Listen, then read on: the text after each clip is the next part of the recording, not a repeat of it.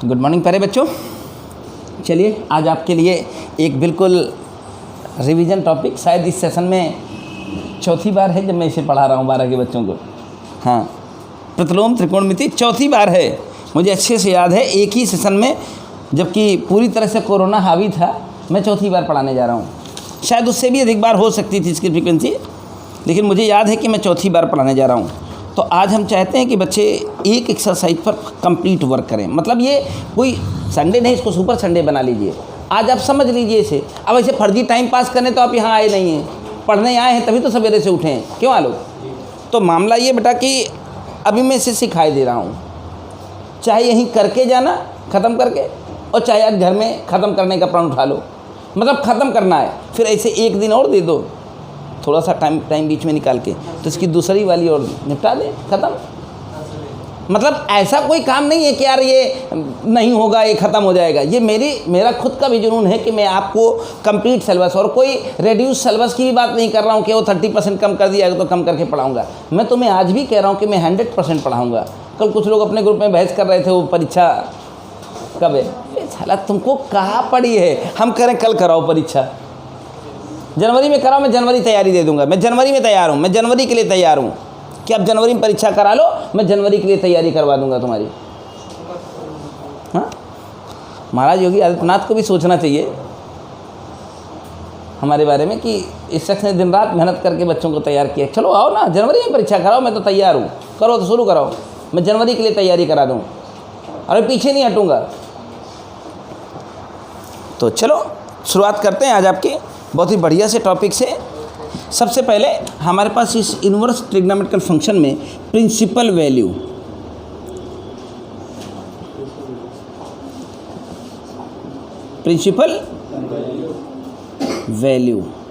Of inverse trigonometrical function. Principal value को हम लोग हिंदी में मुख्य मान कहते हैं। मुख्य मान ये एक बेहद आसान सा कंसेप्ट है, लेकिन अब ये जुड़ा हुआ है क्लास 11th की ट्रिग्नोमेट्री से। आपकी क्लास 11th की ट्रिग्नोमेट्री कमज़ोर है दोस्त, आप जगह जगह दर क्लास 12th की मैथमेटिक्स में ठोकर खाएंगे। आप लिख लीजिए, इसमें कोई चोरी वाली बात नहीं कर रहा हूँ, डंके की चोट पर ऐलान कर रहा हूँ कि अगर आपने 11th की ट्रिग्नोमेट्री ठीक से नहीं पढ़ी है, आपको फार्मूले याद नहीं है, आपको उस पर प्रैक्टिस नहीं हुई थी, तो आप 12th की मैथ में दर की ठोकर खाएंगे। अब मैं कैसे बताऊँ, लेकिन अगर पढ़ी है तो आप बोल्ड होकर के हर जगह खड़े रहेंगे। अब जैसे पहला ही टॉपिक है, अब मैं आज आपको पढ़ाने जा रहा हूँ principal value of inverse trigonometrical function. यहीं से शुरुआत करता हूँ। मैं तमाम थ्योरी नहीं जानता हूँ और मैं न जानना चाहता हूँ। मेरा मामला ये है कि आप 3 महीने अच्छे से पढ़ लीजिए, प्रैक्टिस कर लीजिए ईमानदारी से, तो मैथ में 100 में से 100 नंबर आ जाएंगे। सिर्फ 3 महीने वैभव, सिर्फ 3 महीने बेटा, इससे ज़्यादा की ज़रूरत नहीं है। 3 महीने आप 2 घंटे रोज़ मैथ को दीजिए, 2.5 घंटे रोज़ मैथ को दीजिए, इससे ज़्यादा का समय नहीं, लेकिन अपना दीजिए। हमारा तो आधा घंटा के ले लीजिए, इससे ज़्यादा नहीं चाहिए।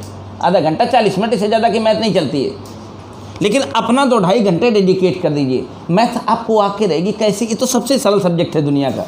इवन हिंदी भी इससे ज़्यादा कठिन होती है, ये बहुत सरल है, और इसको आपने कठिन कह दिया है। बोले मैथ नहीं आती है, तो अब साइन में √3/2 वैल्यू, एंगल वैल्यू कितने की होती है पहले ये बताओ।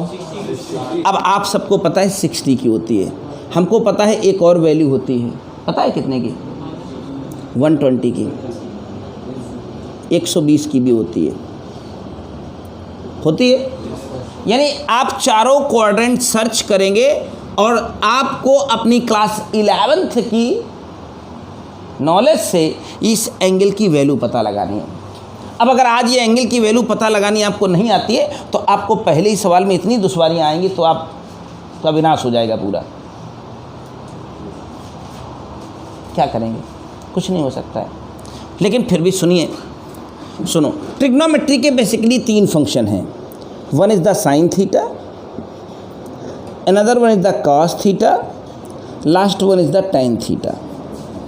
ठीक है, साइन थीटा की जो वैल्यू होती है बच्चों को क्लास 11 से 10th से बताना शुरू की जाती है, -1 से +1 के बीच में वेरी करती है। यानी साइन थीटा का दुनिया का कोई भी मान, एंगल कोई भी वैल्यू हो, चाहे आप कोई भी एंगल क्यों ना लिखे हों, उस एंगल की वैल्यू -1 से कम नहीं होती है, +1 से ज़्यादा नहीं। कहीं sin थीटा = 5/3 लिखा मिल गया तो आप उसे तुरंत रिजेक्ट कर दीजिए। क्यों रिजेक्ट कर दिया आपने? क्योंकि sin थीटा की वैल्यू 1 से बड़ी हो गई। इवन कुछ भी 1 से बड़ा कुछ भी लिखा मिल जाए दुनिया में >1, वो रिजेक्ट हो जाएगा। और sin थीटा की दूसरी वैल्यू अगर कहीं <1 लिखी मिल जाए, समझ रहे हैं, -1, तो उसे भी रिजेक्ट कर दें। तो sin थीटा के प्रिंसिपल वैल्यू -1 से +1 के बीच में होती है। तो एक बात पक्की है कि बच्चे जानते होंगे ये एंगल कहाँ से कहाँ तक एग्जिस्ट करेगा। -1 -90 की वैल्यू होती है और +1 +90 की वैल्यू होती है। तो sin थीटा का जो प्रिंसिपल वैल्यू है, मुख्य मान है, वो -π/2 से कहाँ तक एग्जिस्ट करता है। तो अब जैसे इस पहले सवाल की बात करें तो sin इनवर्स √3/2 था, तो आपने कहा sin 60 का मान होता है। हमने कहा sin 60 के साथ साथ ही 120 भी होता है। तो आपको देखना होगा कि sin 60 कहाँ एग्जिस्ट कर रहा है, फर्स्ट क्वाड्रेंट में। 120 कहाँ एग्जिस्ट कर रहा है। तो किसे लेंगे किसे छोड़ देंगे? हाँ, जो इस प्रिंसिपल वैल्यू के अंदर आएगा उसे ले लेंगे और दूसरे वाले को छोड़ देंगे। यही है प्रिंसिपल वैल्यू और कुछ नहीं। तो यहाँ पर इसकी प्रिंसिपल वैल्यू कितनी हो जाती? अगर डिग्री को रेडियन में बदलता तो π/, सही है। इसी तरह cos के बारे में हमें पढ़ाया सिखाया जाता है। cos थीटा की भी सबसे बड़ी वैल्यू 1 और सबसे छोटी वैल्यू -1 होती है। cos थीटा की जो सबसे बड़ी वैल्यू +1 होती है, आपको पता है cos 0 की वैल्यू होती है और cos में -1 वैल्यू 180 की होती है। तो cos की प्रिंसिपल वैल्यू कहाँ से कहाँ तक एग्जिस्ट करती है? 0 से π, 0 से π, याद रखिएगा। अब जैसे मान लीजिए हम एक cos का केस उठा लेते हैं। लिखा हुआ है cos इनवर्स, लिखा हुआ है -1/2 माइनस। अब तुम्हें पता होना चाहिए या कोई तरीका आपको पता होना चाहिए अभी तक कि cos में -1/2 वैल्यू कितने डिग्री की एग्जिस्ट करेगी। तो ज़्यादातर बच्चे बता देंगे 120 डिग्री की वैल्यू होती है। कितने की होती है? हम एक और साथ में फिलॉसफी जोड़ेंगे, 240 की भी होती है। कोई भी एंगल वैल्यू क्वाड्रेंट सिस्टम में 2 जगह एग्जिस्ट करेगी। cos की नेगेटिव वैल्यू है ना। तो अगर आपने क्लास 11 की ट्रिग्नोमेट्री पर थोड़ा सा भी ध्यान दिया होता, अरे 10th ही से ध्यान दिया होता, कोई अच्छे शिक्षक ने पढ़ाया होता तो 10th में भी बता दिया जाता है। AS 10th के क्लास में बता दिया AS। तो cos की नेगेटिव वैल्यू कहाँ कहाँ मिलने वाली है? यहाँ मिलेगी और एक यहाँ मिलेगी, क्योंकि यहाँ तो cos पॉजिटिव होता है दोनों जगह। तो एक वैल्यू अब तुमको पता होना चाहिए कि -1/2 वैल्यू कितने की है। तो वह तो 120 की है और इस थर्ड क्वाड्रेंट में जाएंगे तो 240 भी है। तो किसे ले लें किसे छोड़ दें? 120 को ले लें, 240 को क्यों ले लें, क्यों छोड़ दें? क्योंकि cos की जो प्रिंसिपल वैल्यू है 0 से 180 के बीच में एग्जिस्ट करती है, यहाँ बाहर जाती नहीं है। तो हम cos इनवर्स में जो है इसे इग्नोर कर देंगे और क्या लिखेंगे इसको रेडियन में कन्वर्ट करके? हाँ यस, हाँ 60 π/3 होता है तो 2π/3। अब tan की बात आती है। tan थीटा है ना हमारे पास यहाँ। अब tan थीटा की प्रिंसिपल वैल्यू की मैं बात करूँगा आपके साथ, तो ये भी आप जान लीजिए। tan के बारे में कहा गया है नेगेटिव इनफाइनाइट से पॉजिटिव इनफाइनाइट। हाँ, tan थीटा की सबसे बड़ी वैल्यू tan 90 इनफाइनाइट हो जाती है और सबसे छोटी वैल्यू tan -90 नेगेटिव इनफाइनाइट हो जाती है। कहाँ से कहाँ तक एग्जिस्ट करती है? नेगेटिव इन्फिनिटी से पॉजिटिव इन्फिनिटी। करेक्ट है, ये याद रखना। अब ये चीज़ें ऐसी नहीं कि आप इसे भूल जाओ कि साइन की प्रिंसिपल वैल्यू क्या होती है, cos की क्या होती है, tan की कहाँ से कहाँ तक। तो एग्जिस्टेंस आपको याद रखना है। तो तुमको पता है नेगेटिव इनफाइनाइट नेगेटिव π/2 और पॉजिटिव इनफाइनाइट। ये किसी को कहने की जरूरत है, ये तो आपको बनी रहनी चाहिए ना दिमाग में। सब लोग बचपन से पढ़ते हैं साइन थीटा का सबसे बड़ा मान 1 और सबसे छोटा मान -1। cos थीटा का भी सबसे बड़ा मान 1 और सबसे छोटा मान। तो cos में एक मान कहाँ होता है? 0 डिग्री का, और -1 कहाँ होता है? 180। तो cos की प्रिंसिपल वैल्यू 0 से 180 पर एग्जिस्ट करती है। tan की प्रिंसिपल वैल्यू कहाँ से कहाँ तक एग्जिस्ट करती है? हाँ, वही जहाँ साइन की होती है वहीं tan की होती है, -π/2 से +π/2। तो एक tan का केस भी ले लिया जाए, ना ले लिया जाए? लिखा है cot इनवर्स 1/√3 नेगेटिव का। तो इसे अगर हम लोग tan में कन्वर्ट कर दें तो ये हो जाएगा tan इनवर्स माइनस का √3, उल्टा हो जाता है ना tan में। अब tan में निगेटिव वैल्यू कहाँ कहाँ मिलती है आपको पता होना चाहिए, बोलो। तो ASTC, तो tan की निगेटिव वैल्यू एक बार यहाँ मिलेगी, एक बार यहाँ मिलेगी। हमको तो पता है tan की प्रिंसिपल वैल्यू यहाँ से यहाँ तक एग्जिस्ट करती है, तो इसको हम छोड़ देंगे, इसको हम। तो इस C वाले सेक्शन में √3 60 की वैल्यू होती है, तो -60 यानी -π/3, -π/3 कहते हैं। होगा फोर्थ क्वाड्रेंट में आएगा कि नहीं आएगा? और √3 वैल्यू tan में 60 की होती है, तो -π/3 द करेक्ट आंसर। तो प्रिंसिपल वैल्यू बात समझ में आ रही है? अगर आपको प्रिंसिपल वैल्यू का कंसेप्ट क्लियर हो जाएगा तो सारा मामला यहाँ से आपके फेवर में होगा, करेक्ट। और देखो कुछ तुमको और बढ़िया सवाल इसमें बता देता हूँ।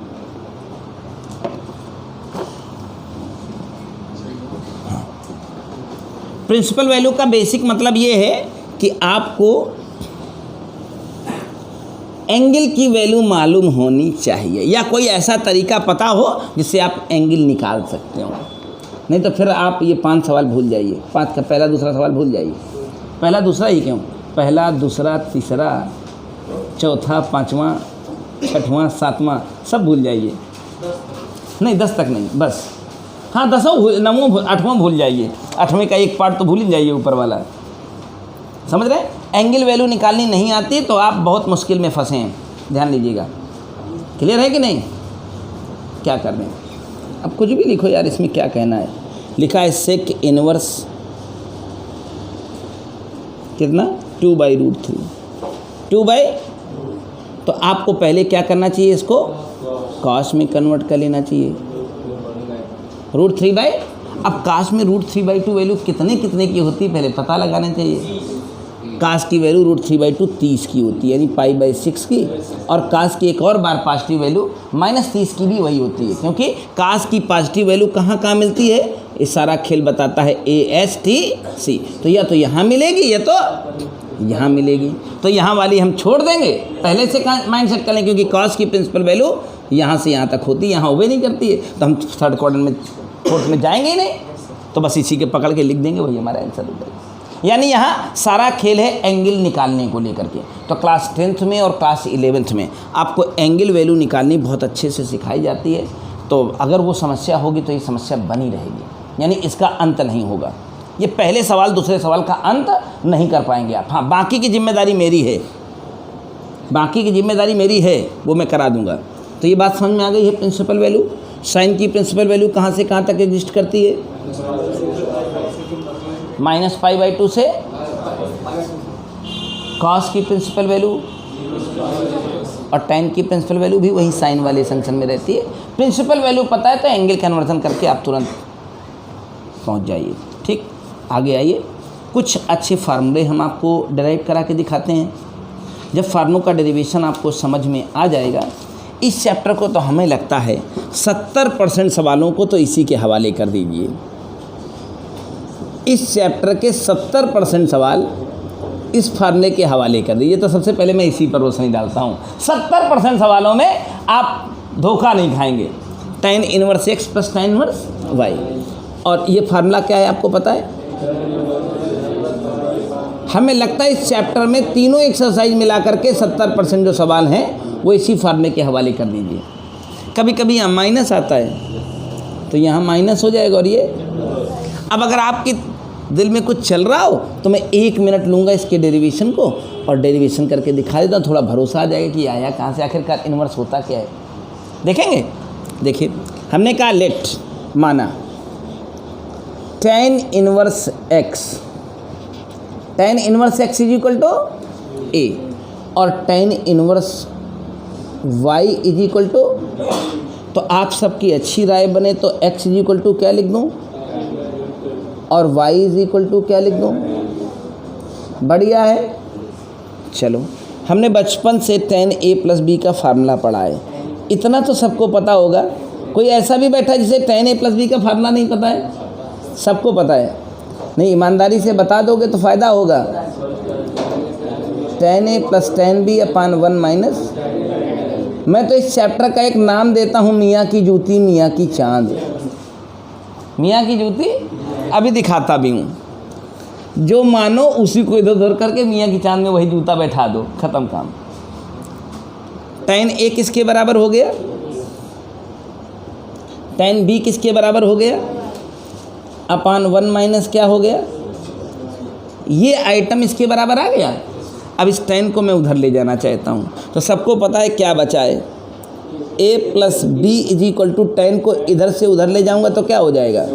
इसी को तो मियाँ की जूती मियाँ की चांद कहते हैं, इधर से उधर ले जाओ बस इन्वर्स बन जाएगा। हाँ, उसी फार्मूले में इधर उधर करते रहिए, इसी का नाम इन्वर्स ट्रिग्नोमेट्रिकल फंक्शन है। कोई तकलीफ तो नहीं आ रही ना?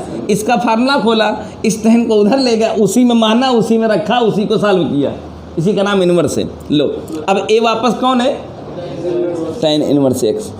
केवल आपको कंसंट्रेशन रखना है, अपने पर कंट्रोल रखना है। इन्वर्स ट्रिग्नोमेट्रिकल फंक्शन जैसा सरल कोई चैप्टर धरती पर पैदा नहीं हुआ है। हुआ है? कोई और भी है?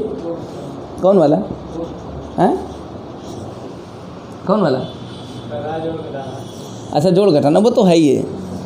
वो बेटा उसी में सबसे ज़्यादा लात खाए थे, तुमको याद होगा। जोड़ घटाना जो था ना, उससे ज़्यादा लात तुमने ज़िंदगी में कभी किसी चैप्टर में खाई नहीं होगी। वो आ जाए ना, आसान हो गया है। बचपन याद करो अपना, जब 2 + 3 लिखना होता, साला यहू नहीं जुड़ाता था। याद आया कि नहीं? 23 जोड़ देते थे लिख के। अब पता चला जोड़ने के लिए 2 लाइन खिंचाई जाती थी, फिर 3 लाइन, फिर गिनते। कई बार खींचने में गलत करते, कई बार गिनने में गलत करते थे। कितना मार पाए होंगे अंदाज़ा नहीं होगा। करें जोड़ घटाना बहुत सरल है, गलत बात मत किया करो।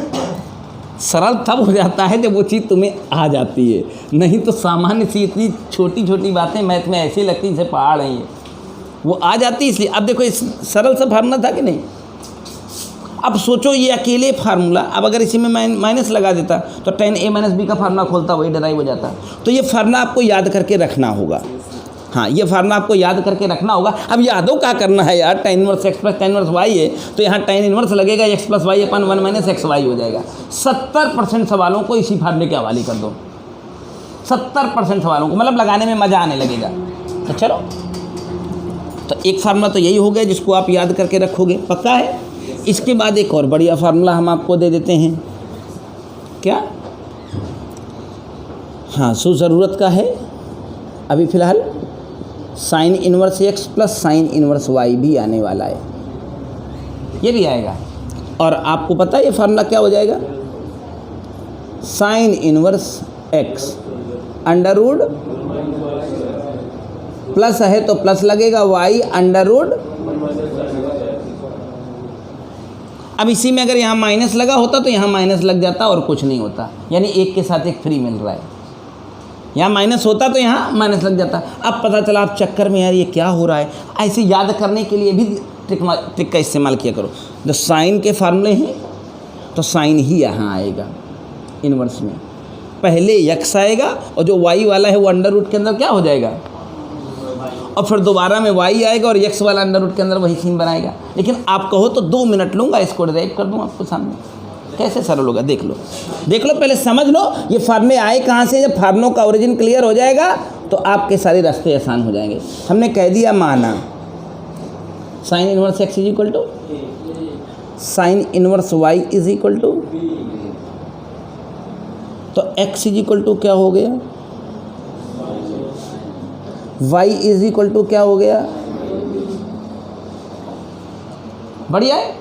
अब देखो, तुमको बिल्कुल साधारण सी टेक्नोलॉजी के साथ क्लास 9th क्लास 10th के स्टैंडर्ड से मैं तुमको इन्वर्स ट्रिग्नोमेट्रिक फंक्शन दिखाता हूँ।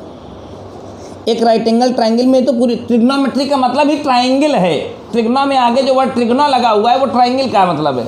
तो साइन ए आपने कहा, तो साइन ए में इस एंगल को ए कह दो, तो साइन ए बराबर लंब बटे कर्ण, तो ये हो गया लंब और ये हो गया।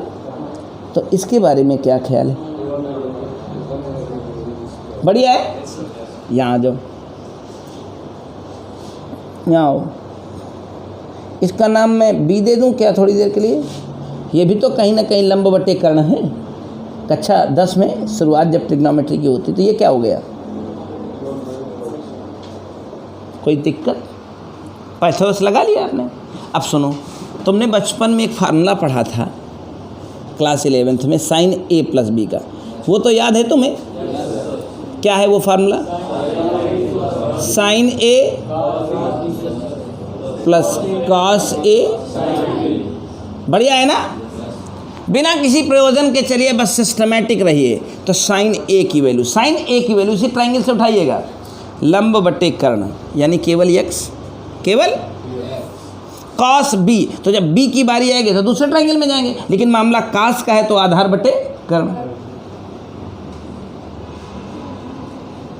आप समझ रहे होंगे। Plus plus sine b, sine b क्या हो जाएगा? साइन बी, बी वाला तो ये ट्राइंगल है, ए वाला ये ट्राइंगल है, साइन बी करेंगे तो लंब बटे कर्ण, और कॉस ए की बात करेंगे तो ए वाला ये ट्राइंगल है, आधार बटे कर्ण। ए वाला तो ए वाले ट्राइंगल में, बी वाला तो बी वाले ट्राइंगल, एक इसके बराबर हो गया। कोई तकलीफ आई क्या? मियाँ की जूती मियाँ की चांद, इनको उठाओ इधर पहुँचाओ, क्या बन जाएगा? बन जाएगा ना। किसके बराबर बचा है? ए को आपने क्या कहा था, बी को आपने क्या कहा था? हो गया रे फार्मूला। देखो यहीं से चले थे वापस यहीं आ गए, है ना? सेटिंग देखिए आप, ये फार्मूला मैंने लिखा था। अब अगर अगला स्टेप सॉल्व करूँगा तो यही ना लिखेगा, ए की जगह पर साइन इनवर्स एक्स, बी की जगह पर साइन इनवर्स वाई। तो बिल्कुल बढ़िया सा तिलिस्म है फार्मूले, लेकिन याद रखिएगा, फार्मूले याद रखने के नंबर मिलेंगे। आप पता चला वहाँ डेराइव करने बैठे हैं, तुमसे बड़ा टोपा धरती पर नहीं है कोई। हाँ पता लगा क्वेश्चन आया हुआ है, यहाँ तुमको फार्मूला नहीं याद आ रहा है, तुम खुद के लाओ डेराइव कर लें, तुम डेरिवेशन भी तो नहीं कर पाओगे। मैथ का मतलब है फार्मूले याद रखना, खासकर ट्रिग्नोमेट्री और कैलकुलस। भाई देखो, तुमको मैं वेक्टर में कोई फार्मूला याद नहीं कराऊंगा, बिल्कुल नहीं याद कराऊंगा। तुमको मैं प्रोबेबिलिटी में कोई फार्मूला याद नहीं कराऊंगा कतई। लीनियर प्रोग्रामिंग बिना फार्मूले की है, फंक्शन बिना फार्मूले का है। लेकिन कैलकुलस में तो आप फार्मूले से नहीं भाग सकते ना, इस चैप्टर में तो आप फार्मूले से नहीं भाग सकते ना। ठीक है, मैं माना कि तुमको मैंने सिखा दिया, तुम डराइव कर सकते हो, लेकिन सवाल आया तो क्या तुम डेरिवेशन करने बैठोगे? तो वहीं बर्बाद हो जाओगे। तो अभी तक तुमको मैंने कई फार्मूले याद कराए? दो नहीं, 2 + 2 4, क्योंकि वो tan a + b वाला याद कराया तो उसके साथ a - b भी तो था, और sign inverse x + sine inverse y याद कराया तो इसके साथ माइनस वाला भी बाई डिफ़ॉल्ट है। अगर यहाँ माइनस होता तो यहाँ, तो अगर इसी में एक और फार्मूला आप याद कर लो। देखो, जिसे फार्मूला याद हो गया वही राजा है मैथमेटिक्स में। और फार्मूला याद करने का कोई ऐसे नहीं कि सवेरे 4 बजे उठ करके चुटैया बांधने ऊपर कहीं ऐसे करके याद करेंगे, तो गणित में ऐसा कुछ नहीं चलता है। मैथमेटिक्स में फार्मूले याद करने का केवल एक ही तरीका है, आप मैथ लगाइए, और जई बार लगाइए तई बार फार्मूला लिखिए। सही तरीका यही है, याद हो जाएगा हमेशा के लिए। Cos inverse x plus cos inverse Y है क्या? क्या करना चाहिए हमें? X Y. अब अगर प्लस है तो आपको पता है माइनस, अंडर रूट के अंदर ये होता है। अब आपको समझ तो थोड़ा थोड़ा आ ही रहा होगा कि अगर डेरिवेशन करने जाएंगे तो कैसे आएगा। ये कास ए प्लस बी के फार्मूले से आएगा। हाँ बिल्कुल आना ही आना है, क्यों दीवारी? तो थोड़ी देर के लिए हम लोग कह लेते हैं इसको कि cos inverse x is equal to A है और cos inverse Y is equal to, तो एक्स इज इक्वल टू क्या हो गया और वाई इज इक्वल टू क्या हो गया। कितना सरल है, एक तो राइट एंगल ट्राइंगल बना ली, क्योंकि पूरी ट्रिग्नोमेट्री इसी ट्राइंगल का खेल है और सारा खेल इसी में चलाएगा। इसको ए कह लीजिए इस एंगल को, और कास थीटा होता क्या है बेसिकली, आधार बटे कर्ण। अब इतना तो पता ही होगा, आधार बटे कर्ण। तो ये कितना आ गया, इसके साथ चले जाओ, थोड़ी देर के लिए एक नया ट्राइंगल बना लो, उस नए ट्राइंगल में चले जाओ तो इसको क्या कहोगे, ये भी हो गया आधार बटे कर्ण, नई सीन बन गई ना। तो इसको हम क्या कहेंगे। अब आपके पास एक बढ़िया सा फार्मूला मिलने वाला है, उस फार्मूले को आप एक्सपेंड कर लीजिए। काश ए प्लस बी का फार्मूला कभी पढ़ा था? क्या पढ़ा था? काश ए। अब देखिए, अगर कोई बच्चा 11th का बिल्कुल ना पढ़ा हो, आज ये पढ़ने आए, तो उसे समझ आएगा क्या? ये नहीं आएगा ना। इसीलिए कहा जाता है कि अपने भाई बहनों को कहीं कुछ पढ़ाओ ना पढ़ाओ, लेकिन उन्हें दिन ठोकर मार मार के 11 जरूर पढ़ाओ और पढ़वाओ। जो घर में रिश्तेदारों में ऐसे बच्चे हों जो क्लास 11th में हों, उनको मेरे पास लेकर आओ, उनको फोर्स करो पढ़ने को। वही एक ज़िंदगी है जहाँ पढ़ लेगा ना बच्चा, पूरी ज़िंदगी उसका लाभ उठाएगा, पूरी लाइफ वो कभी कभी फेल्योर नहीं होगा। जिसने 11 ठीक से पढ़ा है उसके फेल्योर की परसेंटेज 0 हैं, लेकिन अगर वही नहीं पढ़ा है तो फेल्योर की परसेंटेज भी 100 हैं, 0 से 100 तक जाती है। उनको लाओ तो उनको मैं ठोक के पीट के भी 7 महीना है हमारे पास से, उनको मैं बना लूँगा। उनके पास टाइम है, एक्सपेरिमेंट करने के लिए बहुत टाइम हो मेरे पास, केवल रेगुलरिटी बनवा दो उसकी, बाकी कोई ज़रूरत नहीं है। तुमको तो झकई मार के तुम आउबई करोगे, तुमको ज़रूरत है। 12 के बच्चों का इंतज़ार नहीं करता मैं, इसलिए 12 के बच्चों का कोई इंतज़ार नहीं है। तुमको ज़रूरत है, तुम झक मार के आओगे, तुमको पढ़ना है ना, परीक्षा देनी है ना बोर्ड की। 11 में दबाव नहीं होता है कि यार कोई बात नहीं है, नहीं भी पढ़ेंगे तो कोई बात नहीं है, लेकिन वही जब नहीं पढ़ते ना जहर बन जाता है। अभी क्या था, cos a + b का फार्मूला है, cos a cos b minus, तो cos a क्या था तुम्हारा, यही इसी से सारा तिलिस्म है, इसी में ले आई x, cos b क्या था y, sin a अगर बात करोगे तो a वाला ये वाला ट्राइंगल होगा, लंब बटे कर्ण कितना हो गया, sin b की बात करोगे, मैं दूसरी बात लिखा था, यही तो लिखा था। अब क्या करूँगा, मियाँ की जूती मियाँ के चांद पर दे मारूँगा, इसको उठा के उधर भेज दूँगा, ये बन जाएगा। और a + b बचेगा, जो a था वो cos इनवर्स x, b था जो cos इनवर्स y। इतना ही तो करना था। तो आपको अभी हाल फिलहाल 6 फार्मूलों का मामला क्लियर हो गया।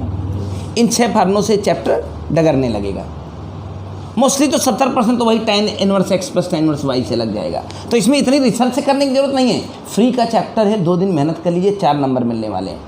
2 दिन आज कर लीजिए, 1 दिन और कर लिए, तुमको 4 नंबर दिला के छोड़ूंगा मैं, तुमको तुम्हारे पेपर्स में दिखा दूंगा कि देखो 4 नंबर तुम्हारे तैयार हो गए, तुमने इतना ही किया था। और फिर यूपी बोर्ड के तो ये ट्रेडमार्क किताब है, हाँ ट्रेडमार्क किताब है, लगाए हो ईमानदारी से तुम्हें आते हैं सवाल तो मैथ में 100 पा जाओगे। अब बाकी वो आता है नहीं आता दूसरी बात है, लेकिन तुम अपनी तैयारी से कभी निराश नहीं होगे, ये लिख के ले लो। जो व्यवस्था चल रही है बोर्ड में अलग बात है, लेकिन तुम कभी अपनी तैयारियों से, अपने लेवल से आप कभी निराश नहीं होंगे। बस लगाइए इस किताब को ईमानदारी से। अब देखो, तुमको फिर एक बात वही दोहराना हूँ कि तुम यहाँ आए क्या करने के लिए हो। तुम शहर में घर से आप उतनी दूर से चल करके माँ बाप ने आपको भेज दिया है, तो क्या करने के लिए, पढ़ने के लिए ना। तो हो गया टाइम तुम्हारे पास 24 घंटे का है, 8 घंटा बढ़िया सो लीजिए, खूब 2-4 घंटा और बर्बाद कर लीजिए कहीं इधर उधर। 12 घंटे तो ना बर्बाद करिए, 8 घंटे सोइए, 4 घंटे बर्बाद कर लीजिए, खाइए पीजिए घूमिए टहलिए कुछ भी करिए यार, लेकिन 12 घंटे बर्बाद मत करिए। उन 12 घंटों में 8 घंटे पढ़ लीजिए, 2-3 घंटे कोचिंग के हो गए, 5 घंटे घर में रेगुलर स्टडी करिए, देखिए आपको उसका परिणाम मिलेगा। ये भी हो गया बढ़िया। एक और बढ़िया फार्मूला है, उसको भी मैं टचअप करा देता हूँ। अब अगर कहोगे तो उसको भी डेरिवेशन कर दूंगा, नहीं तो उसको छोड़ दूंगा। 2 tan इनवर्स x, ये भी बड़ा यूज़फुल फार्मूला है। tan इनवर्स 2x/1 - एकदम आसानी से ये भी tan 2 थीटा के फार्मूले से डराइव हो जाएगा। और छोड़ देता हूँ इसको मैं, तुम कर लेना। तो मैं सवाल शुरू करूँ। प्रिंसिपल वैल्यू का मामला क्लियर हो गया। प्रिंसिपल वैल्यू में क्या है कि आपको अगर एंगल निकालना है, एंगल का मामला पता है तो निकल जाएगी, नहीं तो फिर अटक जाएगी। नहीं हो तो अटक जाए सवाल तो ले आना, डरना घबराना नहीं। अब देखो आज का पहला सवाल है, दूसरा पहला सवाल है दूसरा, समझ रहे। पहला तो प्रिंसिपल वैल्यू हो गया ना। कह रहे x का मान ज्ञात कीजिए, x का जब tan इनवर्स, हाँ एग्जाम्पल का दूसरा सवाल देखो, x की पावर -1, tan इनवर्स x की पावर = cot इनवर्स 4/x है। कह रहे x का मान बताओ। कितना झंडू बाम सवाल है। तो 1 मिनट भी तो नहीं लगेगा। पहले x की पावर -1 है तो इसे हम लोग क्या लिख दें, और जो cot है इधर tan है तो cot को tan बनाना है तो उल्टा हो जाता है। जो 4/x है वो क्या बन जाएगा, हाँ इनवर्स में भी ये उल्टा हो जाता है। करेक्ट है। अब दोनों की तुलना कर ली जाएगी तो x² = 4 हो जाएगा क्या, हाँ। तो x की वैल्यू क्या हो गई। अब एक नंबर इसी का मिल सकता है तुम्हें, 2015 का आया हुआ सवाल है, रिपीट हो जाए तो क्या करोगे। अब कौन नए सवाल बन रहे हैं। अगला सवाल देखो, 5 से 10 मिनट लगेगा आज की भी अगली एक क्लास ख़त्म होने में। ये एग्जाम्पल दे रखे हैं, within 10 minute. tan inverse x + tan inverse y = π/2। ये गिवन है, ये गिवन है, लाना नहीं है, गिवन है। तो कह रहा है शो करो, सिद्ध करो xy = 1, xy = 1, xy = तो अभी भी तुमने फार्मूला पढ़ा है, तो फार्मूला पढ़ा है तो पढ़ा है तो जानते भी होना चाहिए, जानते होना चाहिए तो अप्लाई करना है बस, और क्या करना है। बराबर कौन, ये गिवन है ना, तो इस tan को अब उधर भेज दें। क्या बचा, क्या बचा, tan π/2, tan π/2 यानी tan 90 की वैल्यू इनफाइनाइट। इनफाइनाइट को हमारी मैथमेटिक्स में क्या नाम देते हैं, इनफाइनाइट को 1/। अब आप क्रॉस मल्टीप्लिकेशन करके देखिए तो ये गया खत्म, ये गया खत्म, क्या बचा 1 - xy बराबर 0। तो xy बराबर 1 आ गया क्या, प्रूफ करके यही लाना था क्या। 1 नंबर का सवाल है, कर लीजिएगा। क्वेश्चन नंबर 3 से ख़त्म हो गया, 4 शुरू करिए।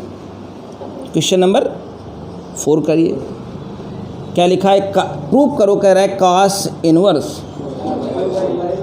4/5 = tan इनवर्स। तो इसे हम देखते देखते कर देंगे, लेकिन अभी तुमको मैं देखते करने का और किताबी भाषा से करने का दोनों का मतलब अलग अलग समझाता हूँ। अगर मैं पिक्चर में देखूँ तो cos थीटा का मामला है, ये है क्या, cos होता के आधार बटे कर्ण, cos में क्या होता है, तो लंब निकाल लो कितना आएगा, और अगर इसी में मैं tan थीटा निकालता तो क्या हो जाता, हाँ 3/4 क्या हो जाता, हो गया, बराबर है कि नहीं है। देखने में लगा है कि इसके बराबर है, लेकिन आप इस सवाल को जब लगाने जाएंगे तो कैसे करेंगे, सुने वो एक लाइन में। अब इससे लाना है तो कह दिया हमने माना है, माना cos इनवर्स 4/5 = थीटा ही मान लिया, ए मान लो, बी मान लो, कुछ और मान लो, थीटा बढ़िया लगता है। तो cos मियाँ की जूती मियाँ की चांद है ये, cos थीटा कितना हो गया, एक खूबसूरत सा राइट एंगल ट्रायंगल बना लो यहीं। इस ट्रायंगल का क्या नाम देंगे हम लोग, ये एंगल क्या देंगे, थीटा। अब cos थीटा है तो आधार बटे कर्ण है, तो हम कह देंगे 4/5। आनंद फानंद में इसे निकाल लें, और इसी पिक्चर में आपसे कहें कि इसी राइट एंगल ट्रायंगल में tan थीटा कितना होगा, तो आप तुरंत बताने वाले हैं कितना हो जाएगा।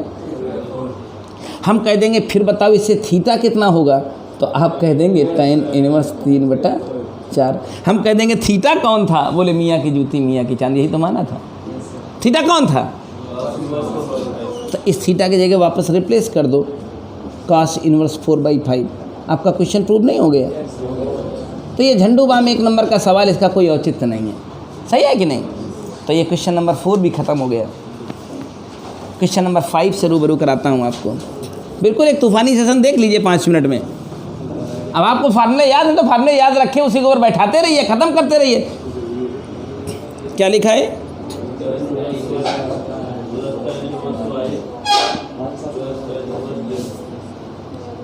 tan इनवर्स z = पाई गिवन है, तो कह रहा है सिद्ध कीजिए बराबर xyz। तो अगर कहें तो एक tan inverse x + tan inverse y + tan inverse z का भी फार्मूला बता दें, कहें तो बिना उसके भी बता दें, कोई बहुत बड़ी समस्या नहीं है, बहुत तरीका है। चलो अच्छा, अगर एक बार तुमको इसे फार्मूले से लगा के दिखाते हैं, एक बार बिना फार्मूले के लगाते हैं। चलो एक बार फार्मूले से लगाएंगे तो फार्मूला थोड़ा याद भी हो जाएगा आपको। जब tan inverse x + y + z हो तो ये फार्मूले से बनता है x + y + z minus xyz अपान 1 - xy minus yz minus zx = पाई, हाँ zx। इसको उधर भगा दिया जाए तो tan पाई बन जाएगा, tan पाई यानी tan 180 जो कि 0 होता है। tan 180 वैल्यू क्या होती है, तो ये tan उधर भेजा जाए तो tan 180 बना देगा, tan 180 0 होता है, ये उधर चला जाएगा तो 0, देखो प्रूव हो गया क्या। ये उधर भेजें तो tan पाई बन जाएगा, और tan पाई होता है 0, और tan पाई अगर 0 होता है तो ये क्या बचा, माइनस xyz अपान हो गया = 0 इक्वल टू। तो अब अगर इसको पक्षांतर कर देंगे आ जाएगा, नहीं आ जाएगा। अगर आपको tan inverse x + y + z का फार्मूला नहीं सीखना है तो बिना सीखे भी चले जाइए। देखिए एक काम कर, इसको पक्षांतर कर दीजिए, इसको पक्षांतर कर दीजिए, वहाँ भेज दीजिए। तो ये tan inverse x + tan inverse y बचा, इसका फार्मूला तो आपको पता है ना, क्या पता है, x + y अपान = pi minus tan inverse z। यही है ना, ये उधर चला गया है। अब इस tan को उधर भेजें तो क्या बचा, x प्लस वाई अपान 1 माइनस, इसको इन्वर्स जब उधर जाएगा तो इन्वर्स ख़त्म हो जाएगा, और पाई को हम लोग 180 कहते हैं माइनस tan इन्वर्स z। तो ये tan 180 माइनस थीटा की तरह नहीं ट्रीट कर रहा है, और tan 180 माइनस थीटा माइनस का tan थीटा होता है। क्या होता है, क्योंकि 180 माइनस थीटा सेकंड क्वाड्रेंट में एग्जिस्ट करेगा, और सेकंड क्वाड्रेंट का बाद साइन है, तो इसको कह देंगे माइनस tan थीटा। इसको थीटा की तरह ट्रीट कर लिया ना, माइनस tan थीटा, और थीटा की जगह कौन है, tan इनवर्स। आपको तो बता ही चुका हूँ कि ये दोनों खत्म हो जाते हैं, केवल बचा माइनस का जेड। क्या बचा, हाँ, tan 180 minus theta minus tan theta होता है ना, तो माइनस तो यहाँ है, ये खत्म हो गया, तो क्या बचा, चलो क्रॉस मल्टीप्लिकेशन करते हैं, पता लगाते हैं, x plus y is equal to, ये माइनस जेड है तो माइनस जेड और प्लस एक्स वाई जेड। नहीं समझे, ये माइनस जेड ही तो बचा है, तो माइनस जेड इससे मल्टीप्लाई होगा तो माइनस जेड, और minus minus plus x y z, z इधर आ जाएगा, तो x plus y plus z is equal to x y z. तो अगर गणित में तो मैंने तो हमेशा कहा है, ये एक ओपन चैलेंज होता है, कोई गणित का एक सवाल एक तरीके से लगाने वाले महामूर्ख है, बेवकूफ़ हैं। गणित में तो कई तरीके लगते हैं, कुछ भी लगाना शुरू कर दिया, अभी एक और तरीका लग जाएगा। हाँ, और क्या, छठवां छोड़ देता हूँ तुम्हारे लिए, छठवां तुम्हारे लिए छोड़ दिया मैंने, लगा लोगे ना, एकदम सिंपल है यार। इस एक्सरसाइज में तो दम ही नहीं है, रियली बता रहा हूँ। इन्वर्स में जो दूसरी वाली एक्सरसाइज है, तीसरी वाली, वो बढ़िया है, उसमें अच्छे अच्छे सवाल हैं, उसमें आपको अपना दिमाग लगाने का मन करता है, तो आज इसे इनिशिएट कर लीजिए। एक दिन का टाइम हमें और दे दीजिए, हम तुम्हारे हाँ, अरे यार मैथ की क्या बात करते हो तुम, एक महीने ऐसे एक एक 1.5 घंटे के सेशन दे दो, तुम्हारा मैथ में 80 नंबर का तैयार करा दूंगा आज। हाँ, बस इतना कर लीजिए, एक एक 1.5 घंटे के करीब 30 सेशन दे दीजिए, उतने में मैथ कंप्लीट कर दूंगा, कम से कम 70 से 75 नंबर की, और तुमको दिखा के कंप्लीट कर दूंगा। इसको हवा में बात नहीं कर रहा हूँ, तुमको तुम्हारा पेपर ऑब्जर्व करा लूँगा, देख लो ये मैंने पढ़ाया, इतने दिन पढ़ाया। हाँ, उसमें लंबा क्या है, कैलकुलस में इंटीग्रेशन, कैलकुलस में इंटीग्रेशन लंबा है, मैं इंटीग्रेशन को छोड़ दूँ तो भी मैथ में तुमको 95 नंबर दिला दूंगा, इंटीग्रेशन को इग्नोर कर दो, मैथ में 95 नंबर आ जाएगा, नंबर की यहाँ तक बात करते हो। लेकिन मैं क्या कह रहा हूँ, आपको जब ये किताब पढ़ रहे हो 12 के विद्यार्थी हैं, तो 12 के कोर्स का आपको सब कुछ आना चाहिए। जब जहाँ कमी छोड़ दोगे तो वो आगे जा कर के आपके लिए परेशानी का सबब बनेगी। Cot inverse a b plus 1 upon a minus b, मैंने आज तक इसीलिए कभी इसको सब्जेक्ट माना ही नहीं है। कौन सा ऐसा सवाल बना है जो लगाया नहीं जा सकता है, और आपको तो लगाने के लिए आया है। झूठा ही हवा पानी बनाए रहते हैं। देखो क्या करें आलोक, पलट दिया जाए, मज़ा आ जाएगी। पलटने में जो काट है वो tan बन जाएगा, ऐसी चीज। अब पता चला दिन भर काट इनवर्स एक्स प्लस काट इसमें वाई का फार्मूला खोज रहे हैं। ऐसा ना करें, मैथ में थोड़ी थोड़ी बुद्धि भी लगानी पड़ती है, ऐसा नहीं कि बिल्कुल हलवा होती है। हाँ, मैं ऑथेंटिक रूप से इसे कभी बहुत अच्छा विषय नहीं मानता हूँ। ये हो गया, देखो ये फार्मूला है किसी का, किसका फार्मूला है, tan इनवर्स ए माइनस tan इनवर्स बी का, यही है ना, वही तो फिर किसी का है, वही तो किसी का है। 0 चाहिए था, मिल गया, हो गया, 7वां खत्म हो गया। 8वां छोड़ देता हूँ, तुम लगा लेना यार, तुम अच्छे बच्चे हो। 9वां लगाता हूँ, 9वां। अब देखो यही सवाल आपको आपके उसमें क्या कहते हैं, वो जो डिफ्रेंशिएशन पढ़ा रहे थे जहाँ के अटक गए थे। अब इस एक्सरसाइज को लगाने का फ़ायदा ये होगा कि जिसका अगर वो COD नहीं बन रहा था, लौट के जाइएगा, बना लीजिएगा उसको। एक एक सवाल इसी चैप्टर से गुजरा है वहाँ, और वो नहीं बन रहा है यही, तो वो जाके अटक रहा है। हाँ, 2 एक्सरसाइज। कॉट इनवर्स, कॉट 1 अपान, मैं इसी की बात करता था आपसे, एक्स स्क्वायर हमें पता है। देखो सबसे पहले दिमाग लगाइए, थोड़ी ट्रिग्नोमेट्री देखो क्लास 11 की, थोड़ी नहीं पूरी अच्छे से तैयार होनी चाहिए। बात मैं बार बार कह रहा हूँ, सुनो यहाँ। 1 upon under root x square minus 1 है, ये काट है, तो इसे tan बनाना होगा। क्यों? अगर ये काट है तो जब तक ये नीचे tan नहीं बनेगा तो ये ऊपर जाके tan नहीं होगा, क्योंकि मैं बार बार बता रहा हूँ कि कॉट इनवर्स कॉट थीटा होगा तभी वो सॉल्व होगा। तो इसे नीचे हिस्से में क्या बने, tan बने, तभी वो ऊपर जाके कॉट बनेगा। तो इस नीचे वाले को tan बनाने के लिए आपको x को कुछ मानना चाहिए, क्या मान लेना चाहिए। अब तुमको पता चला बचपन से आज तक आइडेंटिटी ही नहीं याद हो पाई है, 1 + tan स्क्वायर थीटा क्या होता है। इसमें तेज दिमाग का इस्तेमाल करना है, आइडेंटिटी का इस्तेमाल करना है। 1 + tan स्क्वायर थीटा क्या होता है, तो मुझे tan चाहिए था, तो यानी x को अगर मैं sec थीटा लेट कर लेता, लेट x = ये कोई आकाशवाणी नहीं हो रही है, ये आपको यहीं से थिंक तक करके पहुंचना है कि इसको मैं tan बनाऊं। अब tan बनाने के लिए क्या सीन होता है, तो x = क्या मान लिया मैंने, sec थीटा। 1/√, के अंदर क्या बना, x को आपने sec थीटा माना है तो sec स्क्वायर थीटा -1, और सबको पता हो चला है कि sec स्क्वायर थीटा -1 किसके बराबर हो गया, tan स्क्वायर थीटा के। और tan स्क्वायर थीटा के ऊपर से मंडा फटवाएंगे तो क्या बन जाएगा, इसी के चक्कर में तो मैं आया था। और 1/tan क्या होता है, कॉट होता है। कॉट और tan दोनों उड़ा दीजिए, और दोनों उड़ जाएंगे ना थीटा, और वापस थीटा को ले आइए यहाँ। थीटा को वापस लाएंगे तो मियाँ की जूती मियाँ की चांद लगाएंगे तो sec इनवर्स x नहीं हो जाएगा। ये इसका सिंपलेस्ट फॉर्म था। आखिरी 2 सवाल आपके पास। हाँ, ये बिल्कुल आज की आज लगा लीजिएगा, कोई डाउट होगा तो कल क्लास में आके पूछ लीजिएगा, 2 मिनट का समय देना होगा आपको, ठीक है ना। हम पहले यही बता देंगे, कोई दिक्कत थोड़ी ना है, कोई प्रेशर मेरे ऊपर थोड़ी ना पड़ा हुआ है। जिस शिक्षक को पता है ये कि मुझे कैसे पढ़ाना होता है, मेरी पढ़ाने की शैली क्या है, उसे टाइम को लेकर के कभी प्रेशर नहीं है। ये उनको सोचने की ज़रूरत है जो अभी तक कभी जो साल भर पढ़ाते थे और एक बार भी सिलेबस नहीं ख़त्म कर पाते थे।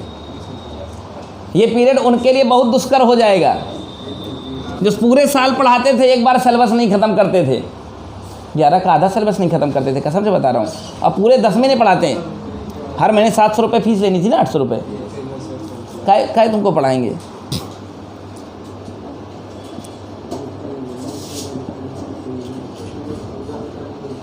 ये लाना है, ये भी बेईमानी है, क्या कहते हो, हमें लगाना पड़ेगा। अरे tan inverse x + tan inverse y का फार्मूला खोल देना, ये मेरा x है, मेरा y है, बाकी कैलकुलेशन तो तुम्हें आता है ना। x की जगह x, y की जगह 2x/1 x ×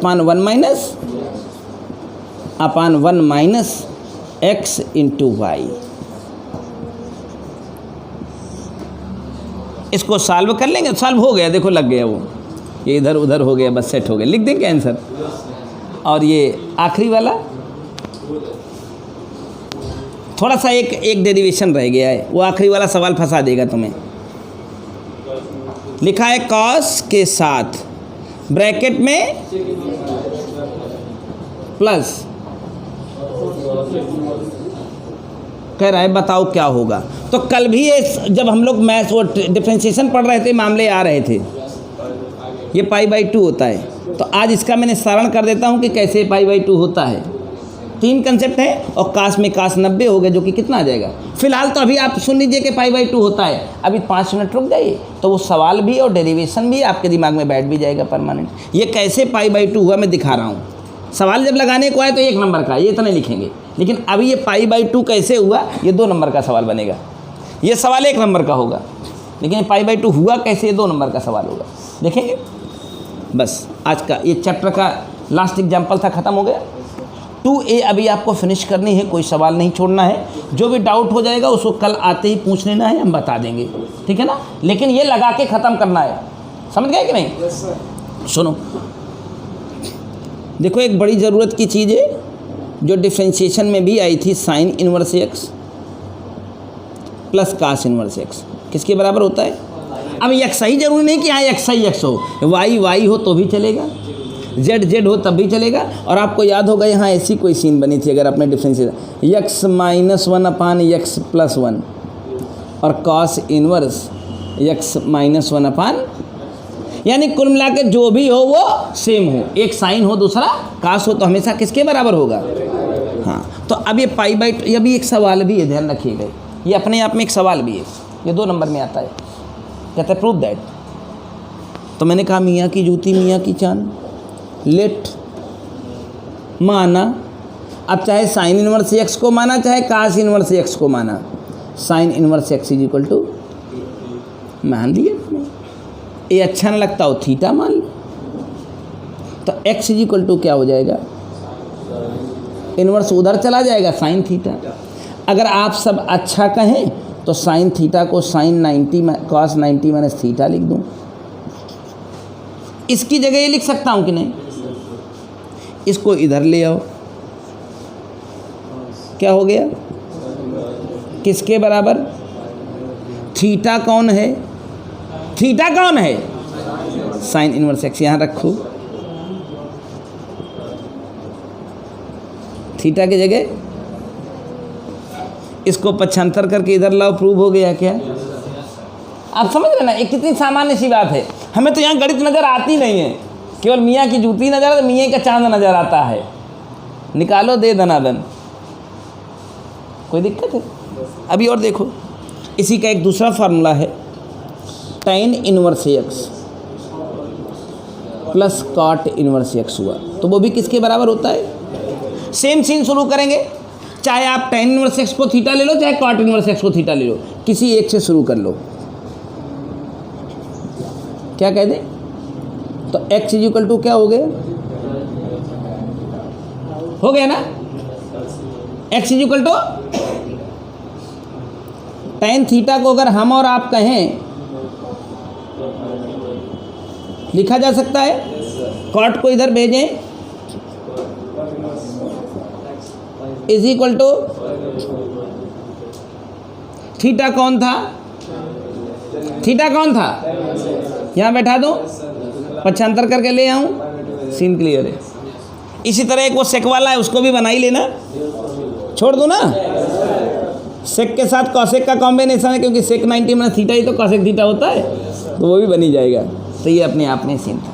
तो बोलो बना लोगे यार, 2-4 सवाल बमुश्किल फंसेगा, लेकिन आज जाके बैठ के पहले इसे ख़त्म कर लेना। खाना तभी खाना, समझ गया कि नहीं, खाना तभी खाना जब इसे ख़त्म कर लेना। हाँ बिल्कुल, और एक दिन और दे देना तो अगली वाली निपटा दूंगा।